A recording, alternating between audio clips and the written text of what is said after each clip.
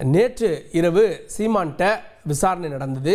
அதில் என்ன விதமான தகவல்கள், விசாரணை எப்படி இருந்தது அப்படின்ற விஷயங்களை நம்ம பார்க்கலாம். சீமான் கிட்டத்தட்ட 1 மணி நேரம் 15 நிமிஷம் விசாரணையில் ஆஜராகியிருந்தார். அவர்கிட்ட 63 கேள்விகள் கேட்கப்பட்டு அந்த 63 கேள்விகளுக்கும் அவர் பதில் கொடுத்துருக்கார். அவர் பதில் கொடுக்க சீமானுடைய பதில்களை தட்டச்சு செஞ்சிருக்காரு, அதாவது டைப் ரைட்டிங் பண்ணியிருக்காரு. ஒரு உதவி ஆய்வாளர் இதை டைப் பண்ணிட்டு இருந்திருக்காரு. வீடியோ ரெக்கார்டிங் அஃப்கோர்ஸ் போயிட்டே இருந்திருக்கு. இன்னொரு பக்கம் என்னென்ன கேள்விகள் அப்படின்னா, மேஜரான கேள்விகள் இதுதான். நடிகைக்கும் உங்களுக்கும் திருமணம் நடந்ததா? நீங்கள் அவருக்கு பண பரிவர்த்தனை செஞ்சீங்களா? அப்போ பண பரிவர்த்தனை செஞ்சீங்கன்னா இந்த டாக்குமெண்ட்ஸ் எங்கே அப்படின்ற விஷயங்கள்லாம் கேட்கப்பட்டிருக்கு.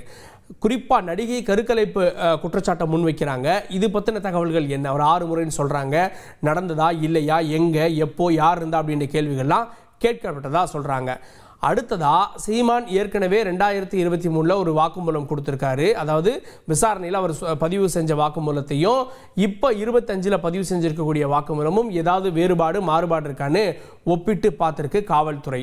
இதை வச்சு மீண்டும் தேவைப்பட்டால் நாங்கள் விசாரணைக்கு அழைக்கிறோம் அப்படின்ற விஷயங்களை சொல்கிறாங்க. இல்லை இதுவே திருப்திகரமாக இருந்தது அப்படின்னா நாங்கள் இது எல்லாத்தையும் மொத்தமாக சேர்த்து நீதிமன்றத்தில் அறிக்கை தாக்கல் செஞ்சிருவோம் அப்படின்னு காவல்துறை தரப்புலேருந்து சொல்லப்பட்டிருக்கு.